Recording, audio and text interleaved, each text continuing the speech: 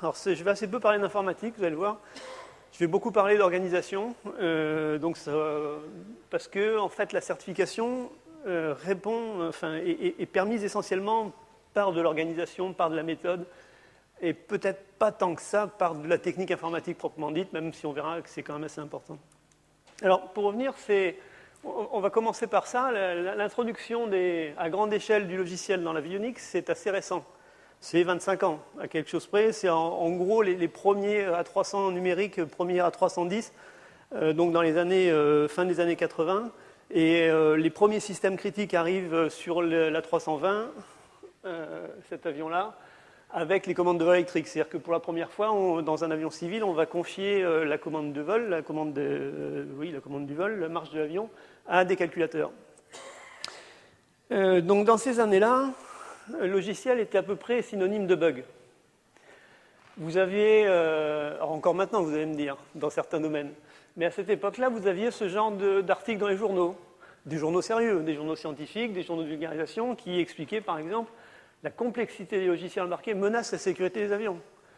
Vous aviez des scientifiques, que je nommerai pas même si on arrive à le lire, qui disaient on va mettre du logiciel dans les avions, ça va être un désastre.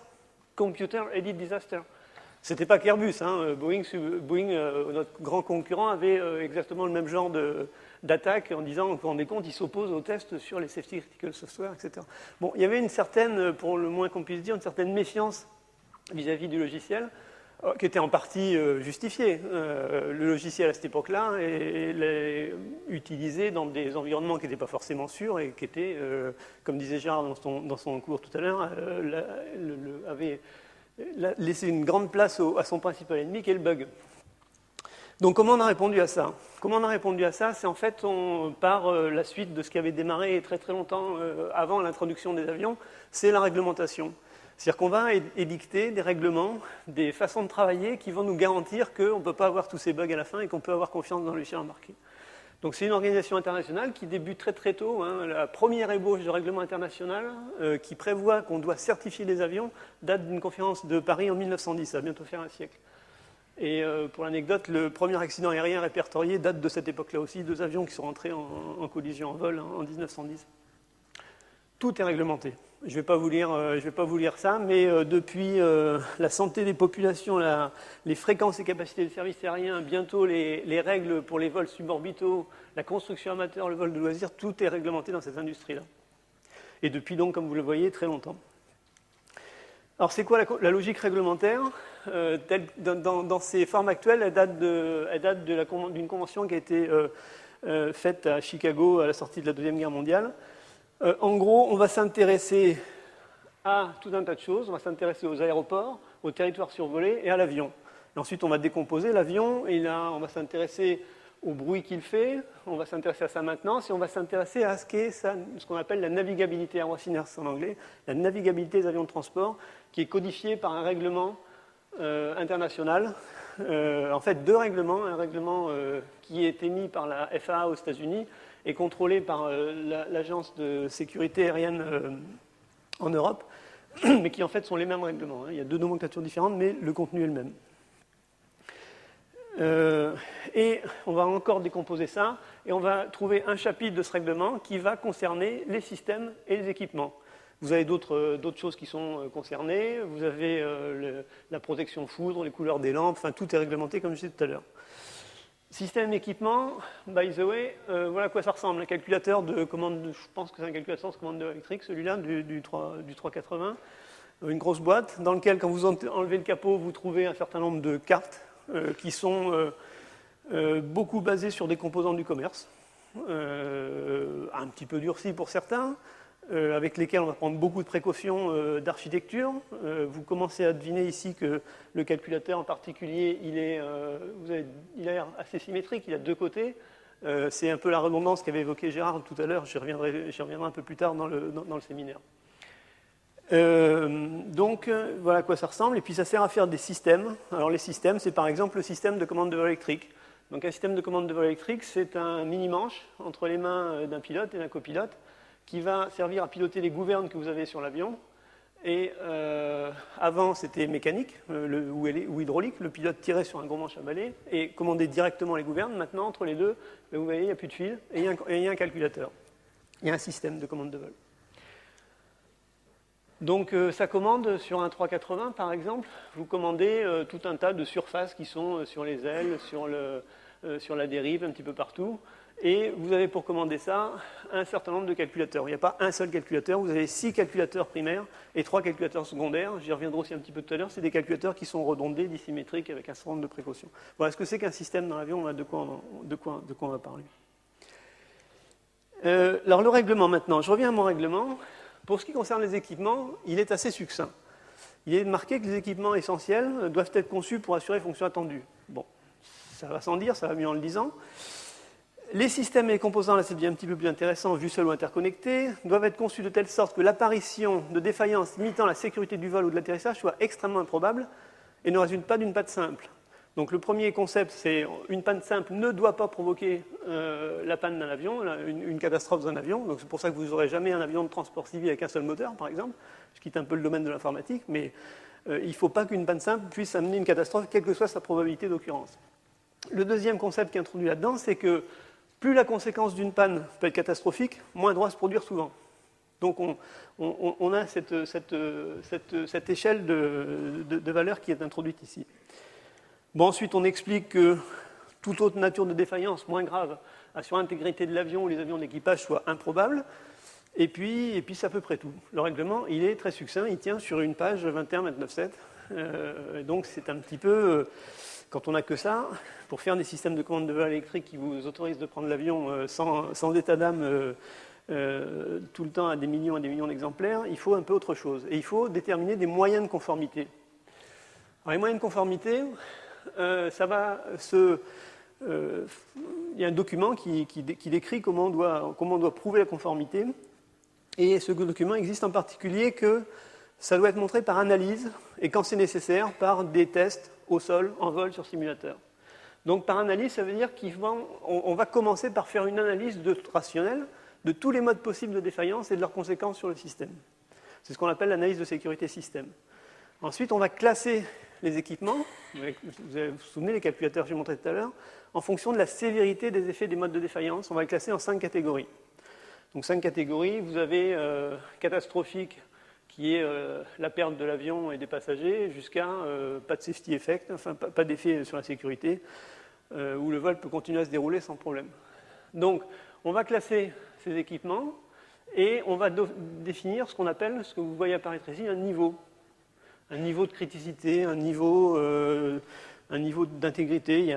La définition est assez floue. On introduit cette notion de niveau qui répond à ce besoin de classifier les logiciels en fonction de la gravité des conséquences de leur panne. Enfin, des logiciels ou des systèmes, d'ailleurs. Bon, ça, on est encore au niveau système. Mais pour le logiciel, on est un peu embêté. Parce que le logiciel, c'est quand même quelque chose d'assez compliqué. Ça ne se comporte pas comme une pièce mécanique. Avant, pour tout ce qui était certification, vous l'avez vu, la certification remonte à longtemps, remonte dans les principes à 1910-1944. On peut facilement avoir confiance dans une pièce mécanique en faisant des tests, en tirant dessus, en la cassant, etc. Avec le logiciel, c'est plus compliqué, c'est invisible, c'est intangible, ça ne vieillit pas. Ça ne s'use pas, un logiciel. Vous pouvez le faire tourner, si vous savez le faire tourner il y a 10 ans ou encore dans 50 ans, avec les mêmes moyens, il tournera de la même façon, il produira les mêmes résultats. Il est déterministe en général. Il est fabriqué artisanalement, il n'est pas fabriqué à partir de composants standardisés, il est peut-être trop facile à modifier, donc autrement dit, quand vous avez tout ça à vous occuper, pour mettre ça et avoir confiance dans des systèmes critiques, ça peut être un petit peu compliqué. Et les moyens classiques ne marchent pas. En particulier, comme c'est attesté dans le document qui définit les moyens de conformité pour le logiciel, c'est en général pas faisable de déterminer et d'évaluer le nombre et le type d'erreurs qui restent dans un logiciel une fois qu'on a complété son processus de développement. Donc, les méthodes classiques ne vont pas marcher. On va s'appuyer sur un document qui va être central dans tout le reste de mon exposé, qui s'appelle le DO 178 et ED12, qui va expliquer comment on doit faire pour certifier le logiciel, enfin pour avoir confiance dans le logiciel. Donc j'emploierai plus après le terme que DO 178, ça c'est, vous l'avez vu tout à l'heure, c'est une nomenclature double, à la fois américaine et européenne, mais c'est le même document, parce qu'on a besoin d'une réglementation qui soit homogène dans le monde. Quand un avion il décolle de Paris, il atterrit à New York, par exemple, vous avez besoin d'avoir les mêmes règlements et les mêmes confiances des deux côtés de l'Atlantique. Donc on va rentrer dans le DO 178, qui est ce document. Quand on aura montré qu'on est conforme à ce document-là, on pourra être relativement tranquille. En particulier, les autorités de certification vont donner l'autorisation à cet avion de voler. Alors, tout d'abord, avant de rentrer là-dedans, il faut bien voir aussi que le DO 178 il rentre dans un ensemble complet. On s'intéresse au logiciel, mais on a aussi le même type de problématique sur le matériel. On a aussi le même type d'exigence sur le niveau plus système, c'est-à-dire un peu expliquer qu'est-ce qu'on attend d'un système de commande de vol électrique. Donc la façon de définir ce qu'on attend d'un système de commande de vol électrique, par exemple, ça va être régi par ces documents-là. Donc avec en gros deux niveaux de documents, les normes de navigabilité en haut, je vous ai montré tout à l'heure très rapidement, et puis ce qu'on appelle des normes industrielles. Vous allez voir pourquoi ça s'appelle les normes industrielles, qui sont là pour construire la conformité. Donc le DO est un de ces éléments-là parmi d'autres. Pour le logiciel, c'est l'élément central. Premier principe du DO 178, un tuyau. Premier principe, c'est qu'on ne peut pas avoir de l'eau propre à la sortie d'un tuyau sale. Donc on va demander toutes les garanties sur le tuyau. Le tuyau, c'est le processus de fabrication du logiciel. Alors je vous ai mis un schéma très simplifié, c'est l'enchaînement d'un certain nombre de processus, par exemple la spécification du logiciel, la conception, le codage, l'intégration, la vérification, etc. C'est l'enchaînement de ces processus, le tuyau si vous voulez, qui va permettre de produire un logiciel. Et donc premier principe de base, on ne peut pas avoir de l'eau propre à la sortie d'un tuyau sale. Donc, qu'est-ce qu'on va demander sur le tuyau? On va demander quoi? On va demander plein de choses sur les processus et les produits des processus.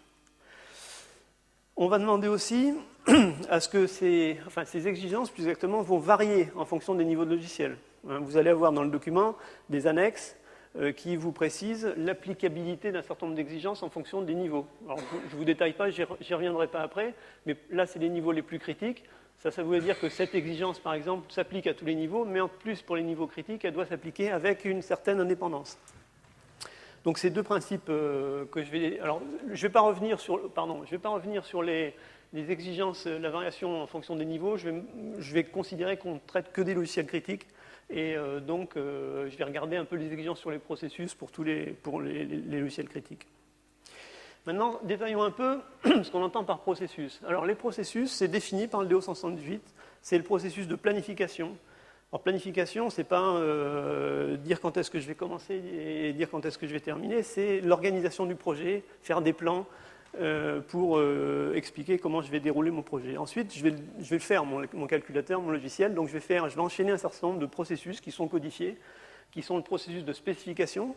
Je vais expliquer qu'est-ce que je veux de mon logiciel, qu'est-ce que j'attends. Conception, c'est comment je vais le faire. Le codage, c'est je vais l'écrire proprement dit. Et puis, on va intégrer les différents morceaux qu'on aura codés. Ça, c'est les processus de développement. Ensuite, on a aussi des processus qu'on appelle intégraux parce qu'ils s'appliquent sur tous les autres processus, qui sont le processus de vérification. On vérifie dans un logiciel embarqué critique, on ne vérifie pas seulement le code, contrairement à ce qu'on pourrait penser, on vérifie aussi la conception, on vérifie la spécification, on vérifie même la vérification. On fait de l'analyse de couverture structurelle, par exemple, c'est de la vérification de la vérification. On a de la gestion de configuration, de l'assurance qualité, et puis on a un processus de coordination pour la certification, je vais y revenir aussi.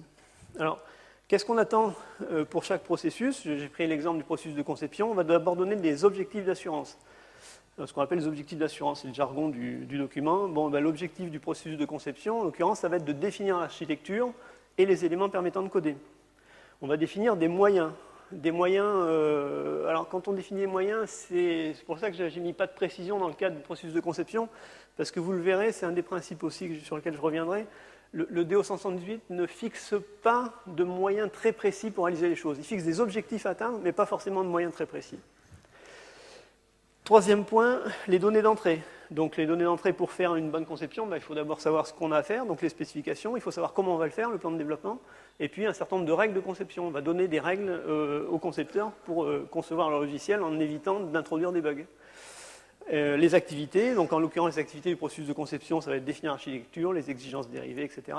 Les produits, description de conception, c'est la documentation dont parlait Gérard tout à l'heure. Et puis les critères de transition, pour entrer dans le processus de conception, il faut qu'on ait fini le processus de spécification, par exemple.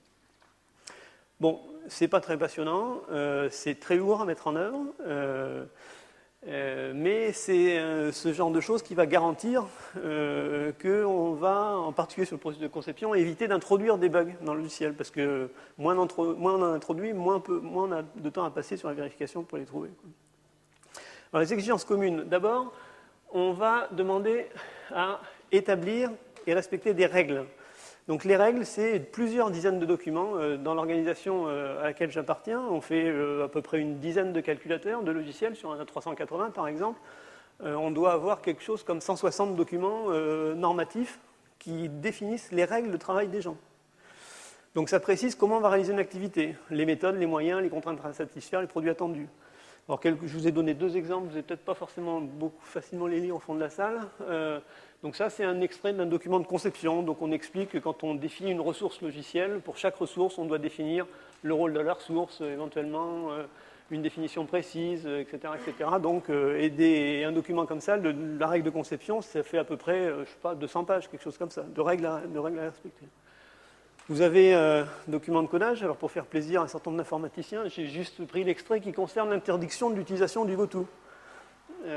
Qui peut être assez destructive en programmation. Donc, mais comme on utilise du C, on est bien obligé de dire ce qu'on doit faire avec l'instruction GoTo. Bon, voilà. C'est ce genre de choses que vous avez à faire et que vous avez à respecter dans le processus de développement. Chaque élément, ensuite on précise bien que chaque élément de spécification ou de conception doit être précis. C'est demandé par le LEO et avec un certain nombre de métriques, si on peut dire, associées à ça. Il doit être cohérent, il doit être traçable, il doit être vérifiable. Hors de question d'écrire quelque chose qu'on ne saura pas vérifier derrière. Donc la vérifiabilité est vérifiée au moment où on écrit la conception. Et en fait, il doit être développé, c'est-à-dire qu'il doit exister. On ne doit pas oublier des éléments de spécification, de conception. Deux autres choses à noter sur les processus de développement. Si on trouve au cours du développement un cas qu'on n'avait pas anticipé quand on a fait l'analyse de sécurité système, on doit remonter cet élément-là à l'analyse de sécurité système. Il y a un dialogue entre les différentes phases du cycle de vie.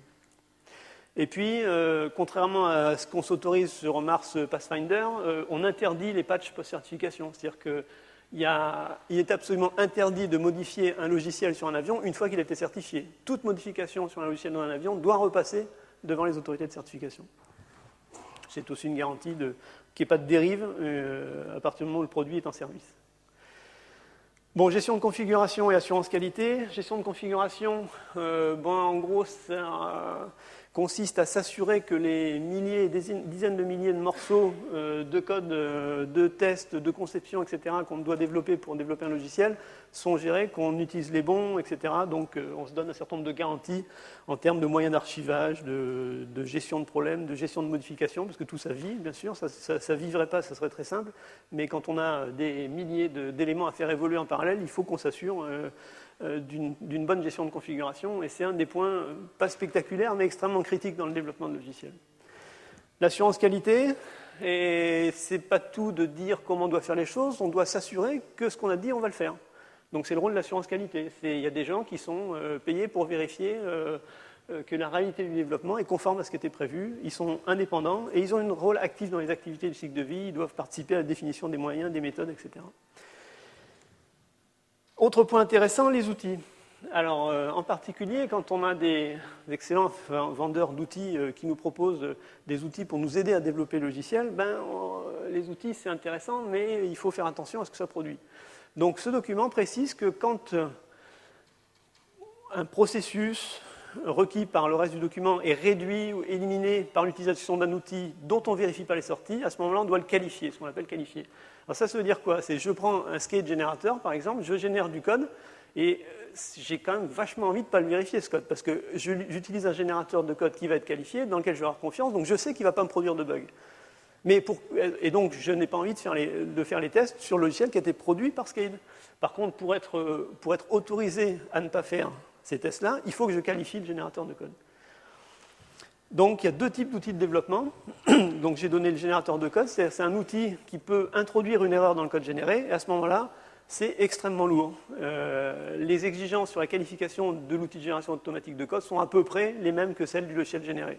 C'est-à-dire que si on doit faire du logiciel de commande de vol niveau A, Skate doit être développé, vérifié à hauteur de ce qui est demandé pour du logiciel niveau A. Et je pense que quand les gens de la technologie ont découvert l'ampleur de la tâche, ils ont été un petit peu surpris et ils ne s'attendaient pas forcément à ça. Autre type d'outils, des outils de vérification. Donc là, c'est des outils qui ne peuvent pas introduire d'erreur, ils ne touchent pas au code. Par contre, si eux-mêmes ont une erreur, ils peuvent cacher une erreur dans le logiciel. Donc c'est moins critique, et à ce moment-là, on va avoir un peu moins d'exigence sur la qualification de ces outils-là. Mais donc, le principe, c'est quand on utilise des outils dont on ne vérifie pas les sorties, on doit les qualifier. Par contre, si je faisais les tests, par exemple, sur ce que produit Skate, je n'aurais pas besoin de qualifier Skate. Deuxième principe. Donc là, jusque-là, on a vu la qualité du tuyau, elle est fondamentale pour avoir de l'eau propre. Le seul problème, c'est qu'on sait bien que ce n'est pas parce qu'on a un tuyau propre qu'on va avoir de l'eau propre à la sortie. Donc, il faut en plus qu'on superpose des filtres pour détecter et éliminer les impuretés, qui peuvent arriver malgré la qualité du tuyau. Il peut y avoir des défaillances temporaires, locales d'un développeur, ou des choses comme ça, qui passent au travers de tous les garde-fous qu'on a définis dans le principe. Donc là, on attaque la vérification. La vérification, donc là, je vous ai mis, par exemple, ça c'est un banc de test qui permet de vérifier chez nous un certain nombre de logiciels en reproduisant l'environnement de ce logiciel dans l'avion. Donc la vérification, c'est pas que du test. Hein. Déjà, c'est une partie assez importante du DO178, que ce soit en volume ou en charge de travail induite. Là, j'ai mesuré un peu avant de venir ce que ça veut dire. Sur un A380, quand on écrit une ligne de code, on a écrit 4 lignes de test pour la vérifier. C'est la proportion qu'on a constatée sur le chose. Donc c'est à la limite presque plus coûteux, dans un certain nombre de cas, de définir les tests et de passer les tests que de définir et d'exécuter le code. Quelques principes de base de la vérification dans le contexte aéronautique. C'est un processus transverse, je l'ai déjà dit tout à l'heure, ça s'applique à tous les processus. On ne fait pas que de la vérification de code. On va vérifier la conception, on va vérifier la spécification, on va vérifier la gestion de configuration, on va vérifier la vérification, etc. C'est une combinaison de 3 outils, qui sont les revues, les analyses et les tests. Pourquoi on fait ça? Pour détecter et rendre compte des erreurs introduites au cours du développement.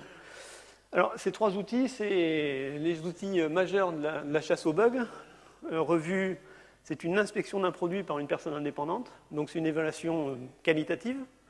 On va faire une revue de code, par exemple, donc il y a quelqu'un qui va relire le code, qui va vérifier si c'est conforme aux normes de codage ou s'il va...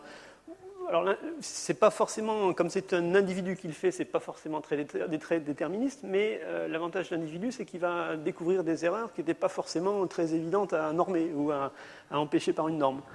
Évaluation qualitative. L'analyse, c'est un peu l'inverse, c'est un examen détaillé d'un produit, toujours, éventuellement effectué par un outil, mais là, c'est une évaluation quantitative. Par exemple, on va faire une analyse du worst case execution time en utilisant un outil qui permet de démontrer que le worst case execution time est atteint. Et troisième outil majeur, c'est le test. Le test, c'est l'exécution d'un logiciel pour comparer les résultats obtenus avec les résultats attendus. Donc, et c'est ça le test. Ce n'est pas d'exécuter un logiciel, de regarder ce qui sort et de se dire oui, ça doit être bon. Non, d'abord, on commence par définir, dans les conditions qu'on va définir, on va définir la sortie attendue avant de lancer le test. Ensuite, on va lancer le test et on va regarder si les deux collent. Donc, c'est ce qu'on appelle le test fonctionnel. Donc, encore une fois, important, pas de test fondé sur la structure du code. C'est-à-dire que le but du jeu de tout ça, c'est pas de passer dans chaque ligne de code. On va vérifier qu'on est passé dans chaque ligne de code, mais après qu'on soit sûr qu'on ait fait tous les tests fonctionnels. Et donc, comment on s'assure de ça? Par ces analyses de couverture fonctionnelle et structurelle. Bon, je ne vais pas détailler là. Donc, vous avez la logique de test telle qu'elle est présentée dans le document, un peu pour résumer tout ça. Donc, le point fondamental, c'est qu'on va gérer des tests fondés sur les spécifications du logiciel. Hein. On ne teste pas n'importe comment, on va tester en fonction de ce qu'on a défini, donc de ce qu'on attend du logiciel. On peut avoir différents types de tests, des tests de bas niveau, des tests d'intégration. Bas niveau, c'est-à-dire qu'on va juste tester un petit bout de code. Tests d'intégration, c'est on va tester un certain nombre de morceaux ensemble, puis des tests d'intégration matériel-logiciel, parce que si on n'avait pas de matériel, ça serait parfait. On aurait bien souvent beaucoup moins d'ennuis. Mais il faut bien vérifier qu'à un moment donné, le logiciel commande bien le matériel de façon correcte. Une fois qu'on a fait ces tests fonctionnels, on va faire des analyses de couverture, des spécifications donc fonctionnelles et de la structure logicielle. Ça nous conduira à faire d'autres vérifications supplémentaires ou à revenir sur la génération de tests ou revenir sur les spécifications. Et on peut avoir des spécifications qui ne sont pas bonnes, par exemple. Voilà, donc la vérification, un gros morceau, mais encore une fois, c'est que le deuxième, le point de départ, c'est quand même s'assurer que le tuyau il est propre. Donc contrôler tout le processus de développement. Troisième principe, c'est qu'il y a beaucoup d'intérêts potentiellement contradictoires qui sont en jeu. On est une industrie. On est une industrie qui a des objectifs de rentabilité financière, comme toute industrie. Il peut être parfois, il peut y avoir un certain nombre de pressions visant à dire attendez, la sécurité c'est bien beau, mais moi je veux gagner de l'argent à la fin. Donc il faut une autorité indépendante pour évaluer le respect des objectifs. Ça c'est aussi fondamental dans notre secteur. Ça c'est ce qu'on appelle la certification. Là vous avez un splendide certificat de certification de l'UCL de la 380 qui nous donne donc l'autorisation de faire voler ce magnifique avion. Alors comment ça se passe donc cette certification? Qui intervient dans cette boucle de la certification? Il y a pas mal de gens qui interviennent, pas mal de gens d'organismes. Les autorités de certification, c'est-à-dire que c'est des autorités, c'est des représentants de l'État ou des représentants de la Commission européenne maintenant. Des fabricants d'avions et de moteurs, les compagnies aériennes, les gestionnaires du trafic aérien.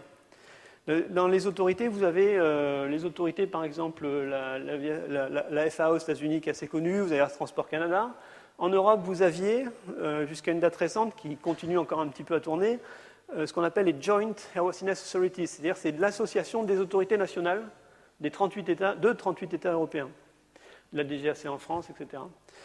Ça, c'est en train d'être supplanté aujourd'hui par une agence supranationale qui dépend de la Commission européenne, qui est l'EASA, European Aviation Safety Agency, qui a été créée, vous voyez là, en 2003, et qui donc est en train de prendre la place des autorités de certification européennes regroupées dans la JA jusque-là. Comment ça se passe? Le DO 168 prévoit une coordination pour la certification. Donc, l'objectif est de garantir une bonne communication entre le postulant, celui qui veut faire certifier son logiciel, et l'autorité de certification. Comment on fait ça? On donne un plan des aspects logiciels de la certification, le plus tôt possible. C'est-à-dire que dès le début, avant qu'on commence à écrire quoi que ce soit, dans aucune ligne logicielle, on dit voilà ce qu'on va faire dans cet avion-là, voilà comment on va le faire, voilà les méthodes qu'on va utiliser, voilà les outils qu'on va utiliser, je veux qualifier telle chose, je ne veux pas le qualifier, etc. Donc ça, on regroupe tout ça dans un plan des aspects logiciels de la certif qu'on donne aux autorités de certification le plus tôt possible dans le cycle de développement, en tout cas avant d'avoir commencé. Donc les autorités de certification ensuite nous disent bon ben ok, j'ai regardé ça, là je suis d'accord, là non, attendez, là c'est pas possible, je ne peux pas accepter que vous utilisiez telle méthode ou tel outil sans faire telle activité complémentaire par exemple. Ou bien là, tiens, sur cette 380, vous m'introduisez des méthodes de vérification formelle. J'ai jamais vu ça avant. On va d'abord se mettre d'accord sur qu'est-ce qu'on attend des méthodes de vérification formelle. Donc on va faire un complément à la certification. Donc cette phase préalable est très importante parce que c'est ça qui va définir ensuite toute la marche à suivre dans la certification. Donc vous le voyez, la certification, ça commence bien avant qu'on ait développé quoi que ce soit dans l'avion. Ça commence en avant. Ce n'est pas une revue à la fin. C'est quelque chose qui va intervenir tout le long du cycle de développement de l'avion. Donc, une fois qu'on s'est mis d'accord, toujours pareil, on a confiance les uns dans les autres, mais quand même, l'autorité de certification va venir faire des revues pour vérifier que ce qu'on a dit qu'on allait faire, eh bien, on le fait réellement. Donc, il y a des revues de code, des revues de plans, des revues de tout un tas de choses.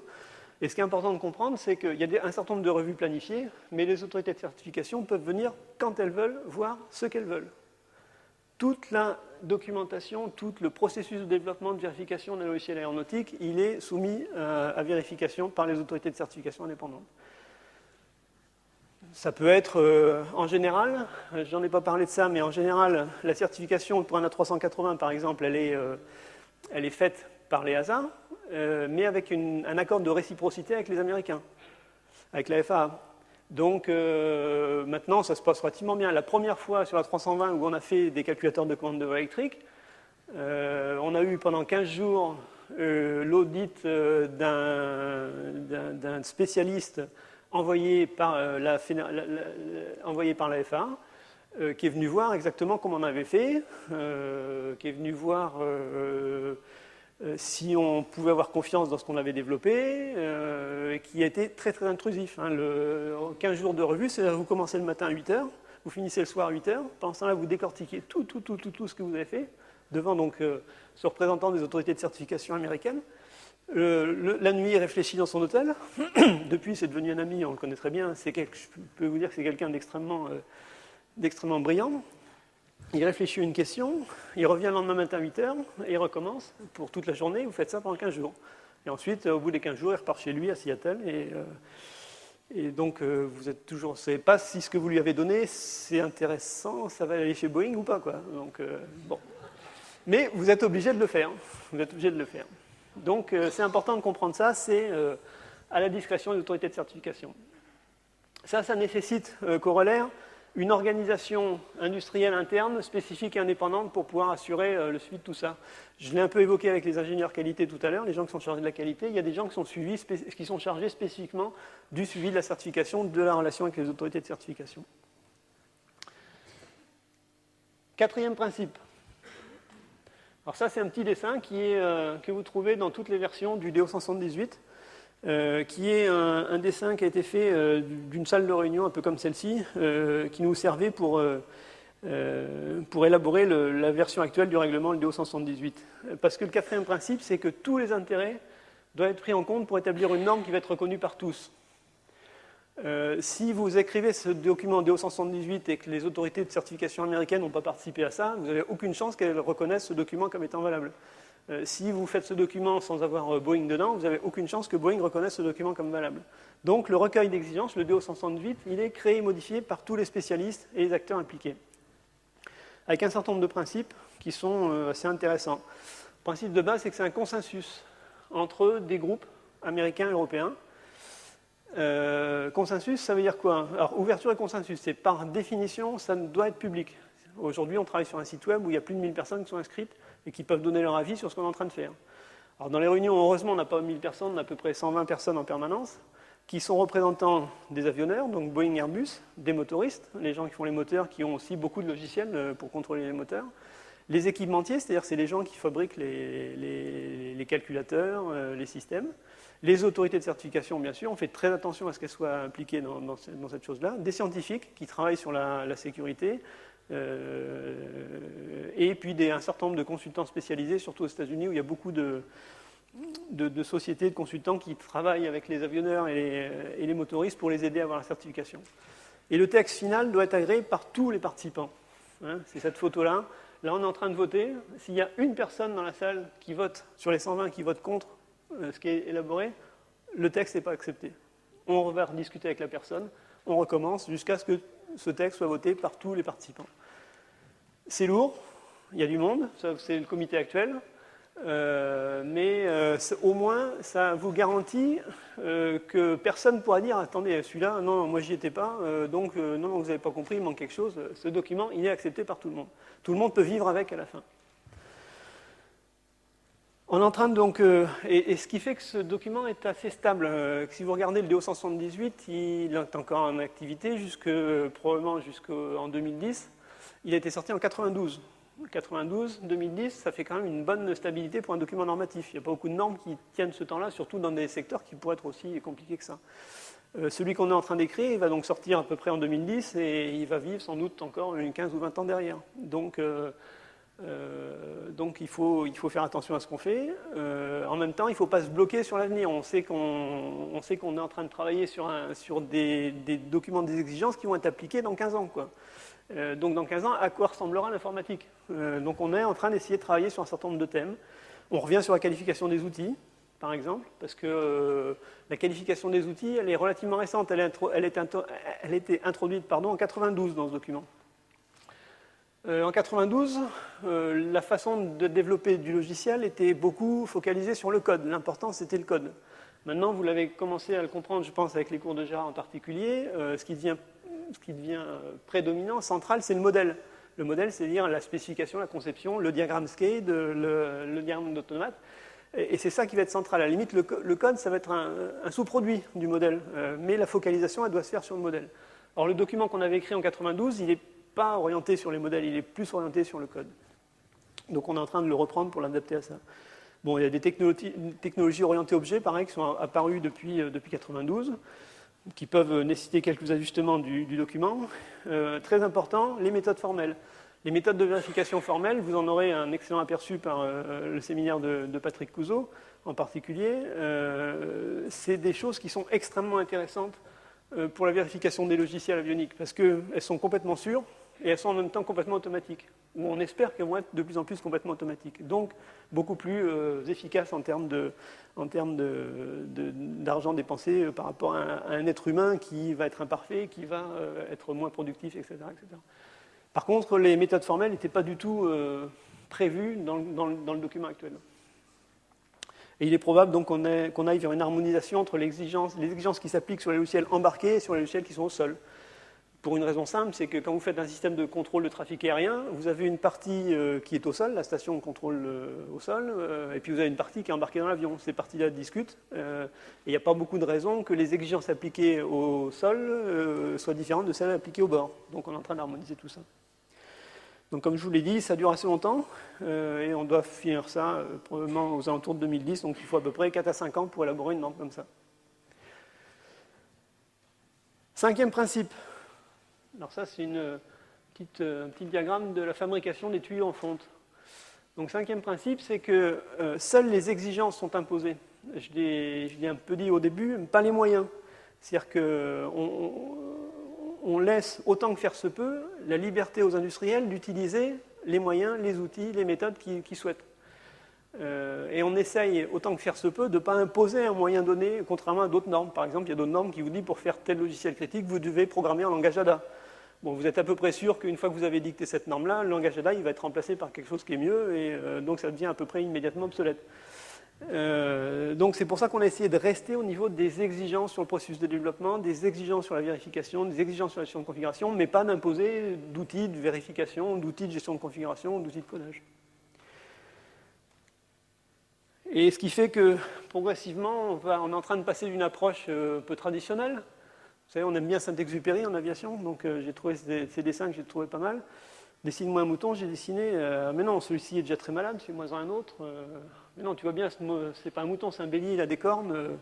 Bon, c'est un peu caricatural, mais certains développements logiciels peuvent ressembler à ça. On se met d'accord de façon un peu difficile sur la spécification, sur le produit qu'on attend. Et ça, c'est en train de disparaître complètement au profit d'une beaucoup plus grande automatisation des processus qui va permettre d'allier sécurité et efficacité. Donc vous avez donc des outils un peu partout qui vont vous permettre d'établir des modèles qui vont avoir le gros intérêt d'être prouvables, d'être compréhensibles par beaucoup de gens. Une des raisons majeures du succès de Scale, en particulier chez Airbus, c'est pas seulement la qualité du produit lui-même, c'est que la façon de représenter l'information, alors que c'est sur une sémantique formelle, la façon de représenter l'information est accessible par n'importe qui, depuis le type qui fait la spécification jusqu'au celui qui fait le logiciel. Celui qui fait les essais derrière, il est capable de comprendre assez rapidement ce que fait la chose. Donc les modèles comme ça, c'est intéressant. Et donc grande compréhension par tout le monde, et puis ces modèles-là permettent de faire de la génération automatique de code, de faire de la preuve, etc. Et c'est extrêmement intéressant. Vous avez, par exemple, on utilise beaucoup d'outils pour nous aider à gérer les exigences. On a d'énormes contraintes de traçabilité. On doit démontrer à une autorité, par exemple, qu'à chaque fois que je fais une exigence de spécification, un morceau de spécification, je vais bien avoir un morceau de conception qui lui correspond, un ou plusieurs. Je vais bien avoir un morceau de code qui correspond, un ou plusieurs, à ces morceaux de conception, et que tout ça est traçable, j'en ai pas oublié au milieu. Donc faire ça à la main sur des logiciels qui font plusieurs centaines de milliers de lignes, c'est pas possible. Donc on est outillé de plus en plus pour faire ce genre d'activité, ce qui n'était pas encore le cas il y a 10-15 ans, quoi. Des outils de gestion de modification, par exemple, c'est une capture d'écran, un outil de gestion de modification. Le résultat de tout ça, c'est quoi? Et d'autres outils qu'on est en train de travailler, celui-là me tenant aussi particulièrement à cœur. On va, dans les années qui viennent, probablement voir beaucoup d'outils open source qui vont nous aider à faire ces choses-là. Le résultat de tout ça, je vous ai dit tout à l'heure, je travaille dans une entité qui développe des calculateurs, des logiciels pour Airbus, pour la 380. On développe à peu près une dizaine de fonctions. On développe donc environ à peu près 8 millions de lignes de code sur un A380. 8 millions de lignes de code, c'est la certification, c'est ce qui est dans l'avion à la fin. Sur ces 7 millions de lignes de code, vous en avez 1 million qui est produite manuellement, entre guillemets, c'est-à-dire qui est codée à la main par un programmeur à un moment donné, et vous en avez 6 millions qui sont produites automatiquement par des outils comme Scale. Je pense que ça vous donne un peu la tendance. Je pense qu'on est sans doute parmi les plus avancés en termes d'automatisation dans le secteur où je suis. Boeing en particulier, où les équipementiers américains travaillent de façon beaucoup moins automatisée que ça. Je n'irai pas jusqu'à dire qu'ils travaillent encore comme Saint-Exupéry avant, mais on est quand même certainement assez avancé dans ce domaine-là, et je pense que je suis persuadé que ça sera la tendance qui va s'imposer dans les années qui viennent. Donc énormément d'automatisation, énormément de lignes de code générées automatiquement. Pour résumer tout ça, avant d'être mis dans un avion, une ligne de code, elle passe par toutes ces étapes-là. Alors je ne vais pas vous les relire, sinon vous allez vous endormir avant la fin, mais c'est juste pour vous frapper visuellement. Il faut absolument quitter l'idée que programmer un logiciel de calculateur de commande électrique, ça ressemble au programmeur fou qui est sur son PC derrière son bureau et qui est en train de faire un petit truc. C'est absolument pas ça. C'est extrêmement contrôlé. Il y a énormément d'intervenants dans ce circuit-là, énormément de filtres, de gens qui regardent avec des visions différentes et des outils différents. Mais en plus, comme on est des gens prudents, au niveau des systèmes les plus critiques, on va prendre encore plus de précautions que ça. Les logiciels et les matériels vont être développés, par exemple, pour les systèmes de commande de voie électrique, au niveau A. Alors qu'avec les principes d'architecture qu'on a et les règlements que je vous ai à peine montrés au tout début, pour les aspects système, on pourrait les développer à un niveau un peu inférieur. On pourrait les développer au niveau B, au niveau C, pour certains. Bien qu'on ait le droit de faire ça, entre guillemets, du point de vue légal, on s'astreint à les faire uniquement en niveau A. On développe des architectures redondantes. Donc le calculateur que je vous ai montré tout à l'heure, le calculateur de commande de vol électrique, il agit entre le manche, le mini-manche et les gouvernes. Mais en fait, il y a deux ordinateurs qui vont contrôler ça, qui vont agir. Il y a ce qu'on appelle, au sein de la même boîte, on aura un calculateur commande, un calculateur moniteur. Donc le calculateur moniteur va contrôler ce que l'autre fait, et s'il détecte une erreur, ou s'il détecte un écart par rapport à ce qu'il attend, il va mettre le calculateur en panne. Et c'est un autre calculateur qui va reprendre, de même type, qui va reprendre la main. Si le deuxième calculateur est lui-même détecté en panne par le même mécanisme, c'est un troisième calculateur qui va prendre ça en charge, etc., etc. Et ensuite, si tous les calculateurs du même type tombent en rade, c'est un autre calculateur d'un autre type différent qui va pouvoir intervenir en mode secours sur ces choses-là. Donc on a une architecture qui est extrêmement redondante pour les systèmes les plus critiques.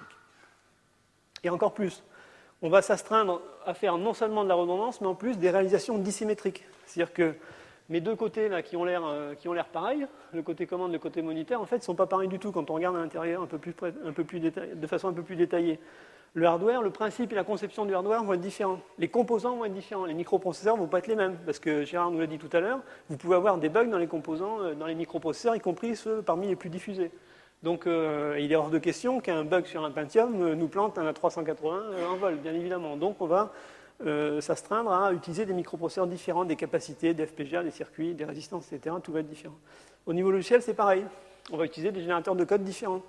Sur un calculateur de commande de voie électrique, d'un côté on va utiliser Scale, et de l'autre on va utiliser un générateur de code qu'on a fait nous-mêmes, qui est plus simple que Scale, mais qui permet d'avoir des réalisations complètement différentes pour cette raison-là. On va utiliser des compilateurs différents, on va utiliser des façons de séquencer les tâches complètement différentes, de façon à être raisonnablement sûr qu'il n'y aura pas ce qu'on appelle une panne de mode commun entre ces deux principes-là, entre ces deux côtés-là. Le processus de fabrication lui-même peut être différent, hein, en plus. Donc ça, c'est en amont quand on fabrique les calculateurs en série. Le résultat de tout ça sur le cycle de développement. Donc voilà, très schématiquement, on enchaîne la définition du logiciel, la rédaction des plans, un premier développement et des modifications sur environ 4 ans. Il faut à peu près 4 ans pour faire un calculateur, un logiciel de commande de vol électrique, par exemple, ou d'autres logiciels. Pendant ces 4 ans, La phase de modification intensive, ici, on va faire à peu près 25 versions de ce logiciel-là. 25 versions qui volent, qui nous passent au-dessus de la tête, à Toulouse. Donc, en essai en vol. Donc, pour lesquels on doit avoir un niveau de sécurité qui est exactement équivalent à celui qu'on a pour transporter des passagers à la fin. Autrement dit, quand j'ai expliqué au départ que la certification c'était un processus qui courait sur tout le long du cycle de vie, il court vraiment sur tout le long, il commence très très tôt et avant même que l'avion soit mis en service commercial. On commence à un T0, si je détaille un petit peu plus, avec une spécification technique. Et la première livraison, donc aux équipes qui vont être chargées de torturer le logiciel dans tous les sens, les équipes d'essai au sol au départ, puis ensuite les équipes d'essai en vol. Il faut à peu près 18 mois entre le moment où on reçoit la spécification technique et on fait la première livraison. Ensuite, il va se passer 16 mois de plus avant qu'on le mette en vol. Entre cette première livraison et ce premier vol, on va le passer au simulateur, en particulier simulateur de vol. On va le passer dans tout un tas d'instruments de torture qui vont permettre d'être sûr que il répond à ses spécifications, qu'il n'y a pas de bug dedans, etc. Sachant bien que tout ce que je vous ai montré jusque-là, toutes les exigences sur le processus de développement, la vérification, etc., concernent que ça. Ça, c'est d'autres gens qui le torturent derrière. C'est les équipes d'essai système, d'essai au vol, etc.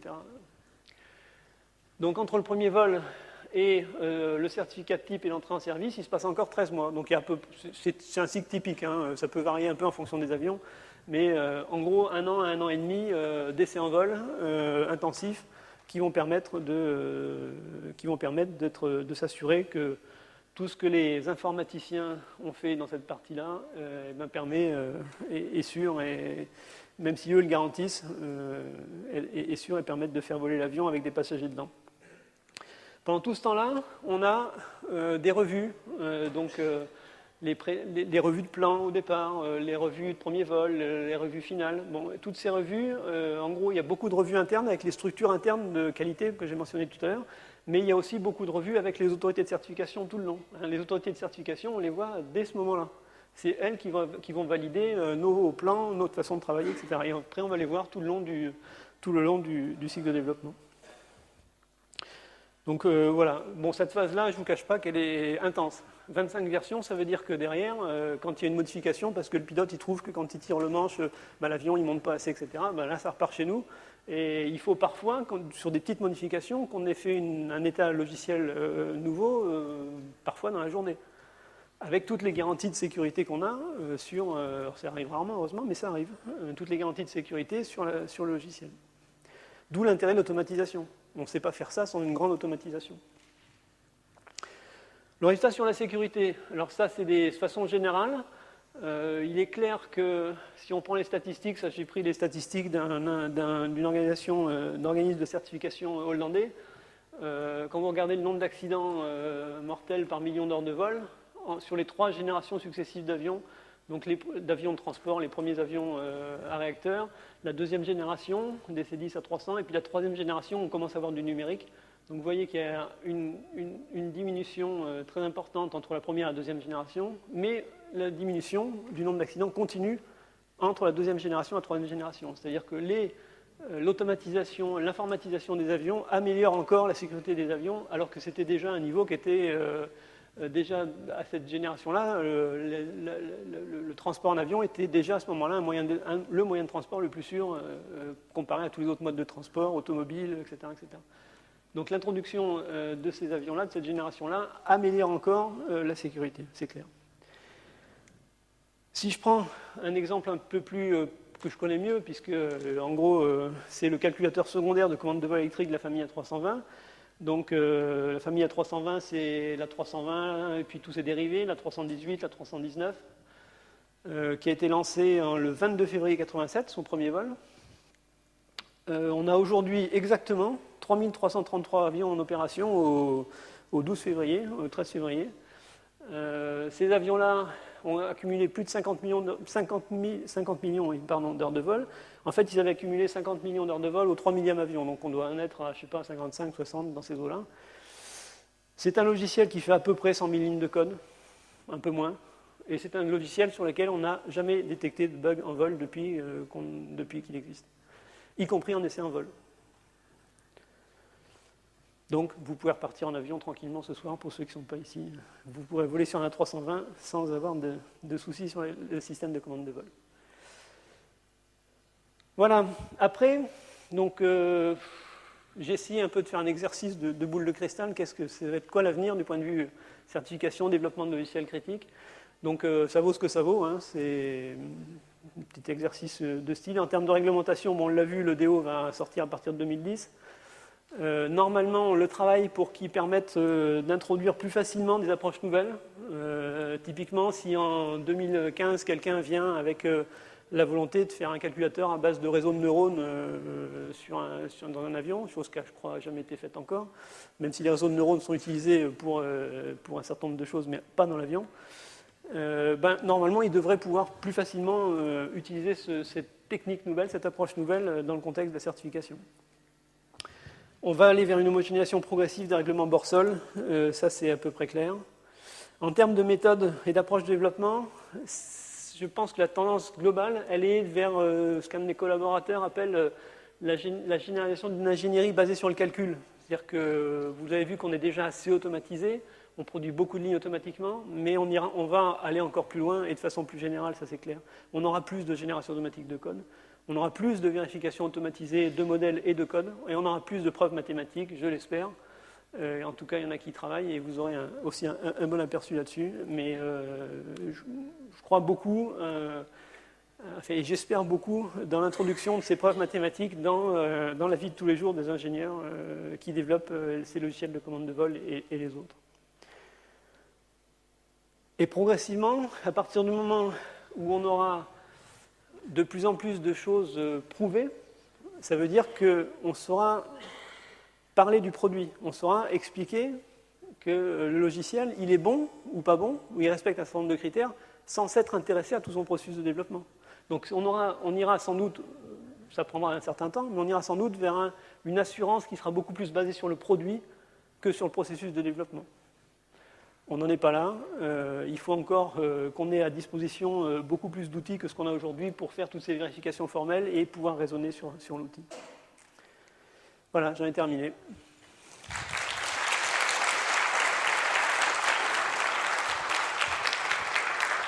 Quelques questions ?